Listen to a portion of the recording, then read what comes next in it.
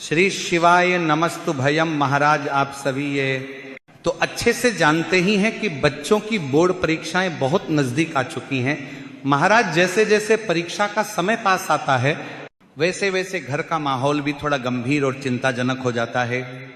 बच्चे अपनी पढ़ाई को लेकर तनाव में रहते हैं और माता पिता, खासकर माताएं बहनें, अपने बच्चों की सफलता के लिए मन ही मन नहीं बल्कि पूरे हृदय से भगवान से प्रार्थना करने लगती हैं। हर माता पिता यही चाहते हैं कि उनका बच्चा परीक्षा में अच्छे अंक लाए, पास ही ना हो बल्कि अच्छे नंबरों से पास हो और अगर संभव हो तो पूरी कक्षा में प्रथम स्थान प्राप्त करे। महाराज माता पिता की यह चिंता और यह कामना बिल्कुल स्वाभाविक है, लेकिन कई बार ऐसा देखा गया है कि बच्चे पूरी मेहनत करते हैं, दिन रात पढ़ते हैं, सब कुछ याद भी कर लेते हैं, फिर भी जब परीक्षा हॉल में जाकर बैठते हैं तो अचानक सब कुछ भूल सा जाते हैं। वहीं कुछ बच्चे ऐसे भी होते हैं जिनका पढ़ाई में मन ही नहीं लगता, किताब खोलते ही उनका ध्यान कहीं और चला जाता है, कभी मोबाइल की तरफ, कभी टीवी की तरफ, तो कभी बेवजह इधर उधर की बातों में। ऐसे में माता पिता की चिंता और भी बढ़ जाती है। इन्हीं सब बातों को ध्यान में रखते हुए आज हम आपको कुछ ऐसे विशेष उपाय बताने वाले हैं जिन्हें सभी माताओं बहनों को अपने बच्चों के लिए विशेष रूप से करना चाहिए। महाराज ये उपाय खास तौर पर उन बच्चों के लिए बताए गए हैं जो बोर्ड परीक्षा देने वाले हैं, चाहे वो 5वीं कक्षा हो, 8वीं हो, 10वीं हो या 12वीं। ये उपाय सीबीएसई बोर्ड हो, राज्य बोर्ड हो या कोई और बोर्ड, हर तरह के छात्रों के लिए बताए गए हैं। लेकिन महाराज यहाँ एक बात बहुत जरूरी है और वह ये कि इन उपायों को आधा अधूरा नहीं करना है। अगर आप उपाय को ठीक से नहीं समझेंगे या बीच में छोड़ देंगे तो उसका पूरा फल नहीं मिलेगा। इसलिए महाराज जो भी माताएं बहनें और बच्चे ये वीडियो देख रहे हैं तो उनसे निवेदन है कि इस पूरे उपाय को ध्यान से समझें और यदि आपको ये जानकारी उचित लगे तो वीडियो को लाइक करें, चैनल को सब्सक्राइब करें और कमेंट में ये जरूर बताएं कि आप ये वीडियो कहाँ से देखा रहे हैं। महाराज ये कोई साधारण उपाय नहीं है। इन उपायों को करने के बाद बहुत से लोगों ने सकारात्मक परिणाम भी देखे हैं। महाराज जिन भक्तों ने पूरी श्रद्धा और विश्वास के साथ इन उपायों को किया है उन्हें इसका लाभ अवश्य मिला है। तो महाराज सबसे पहले हम उन बच्चों के बारे में बात करेंगे जिनकी समस्या थोड़ी अलग होती है। ऐसे बच्चे जो जानते हैं कि उनकी परीक्षाएं नज़दीक हैं, किताबें सामने रखी होती हैं, समय भी होता है, लेकिन फिर भी उनका मन पढ़ाई में नहीं लग पाता है। महाराज आज के समय में यह समस्या बहुत आम हो गई है। जैसे ही बच्चा किताब उठाता है उसका मन कहीं और भागने लगता है, कभी मोबाइल देखने का मन करता है, कभी टीवी, कभी दोस्तों से बातें करने का, तो कभी बिना वजह इधर उधर टहलने का। माता पिता बार बार समझाते हैं, डांटते भी हैं, लेकिन फिर भी बच्चा मन लगाकर पढ़ नहीं पाता। ऐसे में घर का माहौल भी तनावपूर्ण हो जाता है और बच्चे पर दबाव और बढ़ जाता है। तो महाराज ऐसे ही बच्चों के लिए एक विशेष उपाय है। ये उपाय खास तौर पर माताओं और बहनों के लिए बताया गया है ताकि वे अपने बच्चों की पढ़ाई में आ रही बाधाओं को दूर कर सकें। ये उपाय परीक्षा के दिन नहीं बल्कि परीक्षाओं से कुछ समय पहले करना होता है ताकि बच्चों का मन धीरे धीरे पढ़ाई की ओर लगने लगे। और महाराज इस उपाय को करने के बाद माता पिता को बार बार बच्चे को पढ़ने के लिए कहना नहीं पड़ेगा। बच्चा अपने आप किताब उठाएगा, अपने आप बैठकर पढ़ेगा और उसे यह एहसास भी होगा कि अब परीक्षाएं नज़दीक हैं और उसे तैयारी करनी है। अब महाराज इस उपाय को करने के लिए बहुत ज़्यादा सामग्री की आवश्यकता नहीं है। सबसे पहले आपको 1 लोटा जल लेना है। इसके साथ ही एक छोटी सी कटोरी में शुद्ध शहद लेना है, वही शहद जो पूजा पाठ में इस्तेमाल होता है।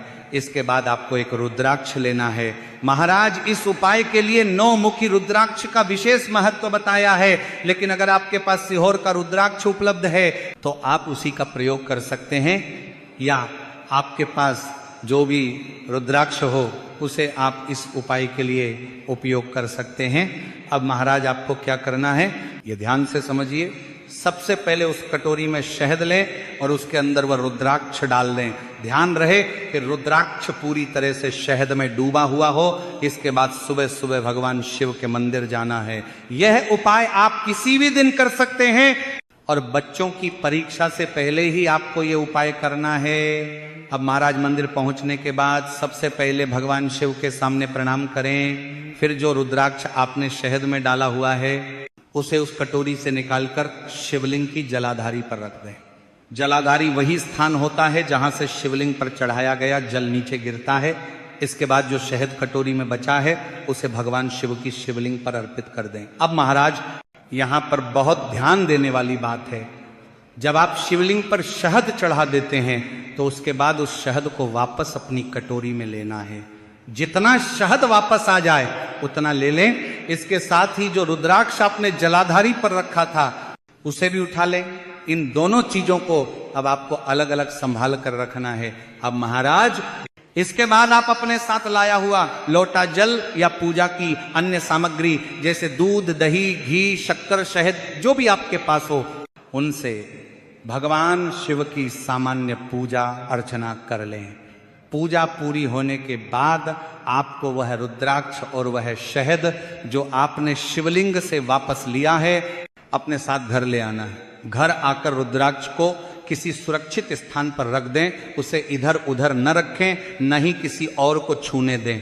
अब जो शहद आपने शिवजी पर चढ़ाकर वापस लिया है वही शहद इस उपाय का मुख्य हिस्सा है। इस शहद को आपको अपने बच्चे को चट्टाना है। महाराज यह शहद आपको पूरे 11 दिनों तक अपने बच्चे को देना है, सुबह और शाम दोनों समय। बहुत ज़्यादा मात्रा नहीं देनी है, बस थोड़ा सा शहद उंगली पर लेकर बच्चे को चटा दें। यह काम लगातार 11 दिनों तक करना है, बीच में एक भी दिन नहीं छोड़ना है। महाराज जब ये शहद बच्चे को दिया जाता है तो उसका प्रभाव धीरे धीरे दिखने लगता है। बच्चे का मन भटकना बंद हो जाता है, उसे मोबाइल, टीवी या बेकार की चीज़ों में पहले जैसा मज़ा नहीं आता। वह खुद महसूस करने लगता है कि उसे पढ़ना है, बैठकर किताब खोलनी है और अपनी तैयारी पूरी करनी है, और माता पिता को बार बार टोकने की जरूरत नहीं पड़ती। बच्चा अपने आप समय निकालकर पढ़ाई करने लगता है, उसकी एकाग्रता बढ़ने लगती है और वो पढ़ी हुई चीज़ों को ज़्यादा अच्छे से समझ पाता है। क्योंकि महाराज जब मन शांत होता है और ध्यान एक जगह टिकता है तभी पढ़ाई सही से होती है। ये उपाय उन बच्चों के लिए बहुत उपयोगी बताया गया है जो पढ़ाई से भागते हैं या जिनका मन जल्दी जल्दी बदल जाता है। लेकिन यहाँ भी वही बात लागू होती है कि उपाय के साथ साथ बच्चे को अपनी तरफ से थोड़ा प्रयास तो करना ही होगा। किताब खोलनी है, आप सभी की अपनी तरफ से थोड़ा प्रयास तो करना ही होगी, पढ़ने की कोशिश करनी होगी। भगवान भी उसी की मदद करते हैं जो खुद आगे बढ़ता है। अब महाराज हम उन बच्चों की बात करेंगे जो पढ़ाई तो करते हैं, पूरी कोशिश भी करते हैं, लेकिन परीक्षा के समय जाकर सब कुछ भूल जाते हैं। ऐसे बच्चों के लिए ये दूसरा उपाय बहुत ही विशेष है। ये उपाय भगवान शिव से जुड़ा हुआ है और इसे परीक्षा वाले दिन ही करना होता है। जिस दिन बच्चे का पेपर हो उसी दिन सुबह सुबह भगवान शिव के मंदिर जाकर ये उपाय करना होता है। महाराज यहाँ पर यह समझना बहुत जरूरी है कि ये उपाय कोई जादू नहीं है कि बच्चा बिना पढ़े ही पास हो जाए। महाराज पढ़ाई करना अपनी जगह जरूरी है, बच्चे को अपनी तरफ से जितनी हो सके उतनी मेहनत करनी ही होगी, लेकिन ये उपाय उस मेहनत को सही दिशा देता है, आत्मविश्वास बढ़ाता है और परीक्षा के समय मन को स्थिर रखता है। अब बात करते हैं इस उपाय की तैयारी की। चूंकि परीक्षा के दिन सुबह समय बहुत कम होता है, इसलिए इस उपाय की तैयारी एक दिन पहले ही कर लेनी चाहिए। आपको यह नहीं करना है कि परीक्षा वाले दिन सुबह उठकर भाग दौड़ शुरू कर दें, इससे मन और ज्यादा परेशान हो जाता है। महाराज इस उपाय में बहुत ज्यादा सामग्री की आवश्यकता नहीं है, केवल 2 चीजों की जरूरत होती है। पहली चीज है बेलपत्र और दूसरी चीज है शहद। बेलपत्र भगवान शिव को अत्यंत प्रिय है, ये तो आप सभी जानते ही हैं, लेकिन यहां इस बात का ध्यान रखना बहुत जरूरी है कि शहद शुद्ध होना चाहिए। ऐसा शहद जो पूजा पाठ में प्रयोग किया जाता है आप वही इस्तेमाल कर सकते हैं। अगर आपके घर में पहले से पूजा के लिए रखा हुआ शुद्ध शहद है तो वो भी इस्तेमाल किया जा सकता है। अब महाराज कई लोगों के मन में यह सवाल भी आ सकता है कि अगर किसी कारणवश बेलपत्र न मिले तो क्या करें, क्योंकि कई बार ऐसा होता है कि सुबह सुबह बेलपत्र ढूंढना मुश्किल हो जाता है। ऐसी स्थिति में एक ही उपाय है, आप भगवान शिव के मंदिर में जाकर शिवलिंग पर चढ़ा हुआ बेलपत्र ले सकते हैं, लेकिन ध्यान रहे उसे पहले स्वच्छ जल से धो लें और फिर उसका प्रयोग करें। तो महाराज एक बेलपत्र और थोड़ा सा शुद्ध शहद, बस इतनी ही सामग्री आपको अपने साथ रखनी है। अब परीक्षा वाले दिन सुबह आपको जल्दी उठकर भगवान शिव के मंदिर पहुंचना है। ज़्यादा समय नहीं लगेगा, पूरे उपाय में केवल 5 मिनट का समय लगता है। बोर्ड परीक्षा के दिनों में बच्चों को समय की बहुत कीमत होती है, इसलिए ये उपाय इसी तरह से बताया गया है कि कम समय में भी इसे किया जा सके। मान लीजिए अगर बच्चा छोटा है और उसे ये सब ठीक से समझ नहीं आता, तो घर के बड़े, उनकी माता बहन या कोई और उसके साथ मंदिर जा सकते हैं और उसकी मदद कर सकते हैं, लेकिन उपाय बच्चे के हाथों से ही होना चाहिए। अगर बच्चा खुद समझदार है और अकेले जा सकता है तो वह खुद भी ये उपाय कर सकता है। अब महाराज मंदिर पहुंचने के बाद सबसे पहले भगवान शिव को जल अर्पित करना है। आपको अपने घर अपने ही साथ एक लोटा जल भी लेकर के जाना है। अब महाराज जल चढ़ाने के बाद आपको शिवलिंग के पास बैठ जाना है। अब अपने सामने बेलपत्र रखें। बेलपत्र का जो चिकना भाग होता है वो आपकी ओर होना चाहिए, और जो शहद आप अपने साथ लाए हैं उसे बेलपत्र की बीच वाली बड़ी पत्ती पर लगाना है। बहुत ज्यादा नहीं, बस थोड़ा सा शहद लें और अपनी दाहिनी हाथ की उंगली से उस पत्ती पर अच्छे से फैला दें। ये काम आपको मंदिर में ही करना है। जैसे ही ये हो जाए, समझ लीजिए कि आपका बेलपत्र अब उपाय के लिए तैयार है। इसके बाद इस बेलपत्र को भगवान शिव के शिवलिंग पर अर्पित करना है। शिवलिंग के सामने वाले हिस्से पर, जहां से आप शिवलिंग को देखते हैं, वहां इस बेलपत्र को चिपका देना है। महाराज यहाँ चिपकाने का अर्थ यही है कि शहद की मदद से वह बेलपत्र शिवलिंग पर टिक जाए। जैसे ही आप यह कर लेते हैं, वहीं खड़े होकर या बैठकर भगवान शिव से मन ही मन प्रार्थना करनी है। उनसे निवेदन करना है कि आज जो भी परीक्षा है उसमें आप अच्छे अंक प्राप्त कर सकें। इसके बाद 2 मिनट तक मन ही मन श्री शिवाय नमस्तुभयम मंत्र का जाप करना है। इसके बाद भगवान को प्रणाम करें, माथे पर तिलक लगाएं और बिना पीछे देखे सीधे अपनी परीक्षा के लिए निकल जाएं। रास्ते में भी मन में भगवान शिव का नाम लेते रहें। महाराज ये उपाय आपको या आपके बच्चों को हर उस दिन करना है जिस दिन आपकी परीक्षा हो। ऐसा नहीं कि पहले दिन कर लिया और फिर बाकी दिनों में छोड़ दिया। जिस जिस दिन पेपर है उस दिन यह उपाय दोहराना है। इससे मन स्थिर रहेगा, घबराहट कम होगी और जो आपने पढ़ा है वह समय पर याद आएगा। तो महाराज यह हो गया दूसरा उपाय। अब महाराज कई बार लोग उपाय तो कर लेते हैं, लेकिन छोटी छोटी बातों पर ध्यान न देने की वजह से उन्हें पूरा फल नहीं मिल पाता। इसलिए सबसे पहली बात, महाराज ये उपाय किसी दबाव में नहीं करने हैं। न बच्चों पर दबाव डालना है और न ही खुद पर। कई माता पिता ये गलती कर बैठते हैं कि उपाय करते समय भी बच्चे को डांटते रहते हैं या बार बार कहते रहते हैं कि अगर नंबर नहीं आए तो देख लेना।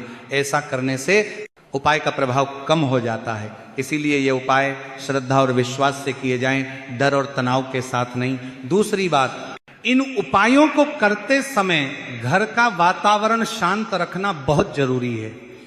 अगर बच्चा परीक्षा देने जा रहा है और सुबह सुबह घर में शोर शराबा, बहस या झगड़ा हो रहा है तो उसका मन वैसे ही अशांत रहेगा। इसलिए जिस दिन परीक्षा हो उस दिन कोशिश करें कि घर में शांति बनी रहे। बच्चे से प्यार से बात करें, उसे ये एहसास दिलाएं कि आप उसके साथ हैं। महाराज एक और बहुत महत्वपूर्ण बात यह है कि इन उपायों को किसी दिखावे के लिए नहीं करना है।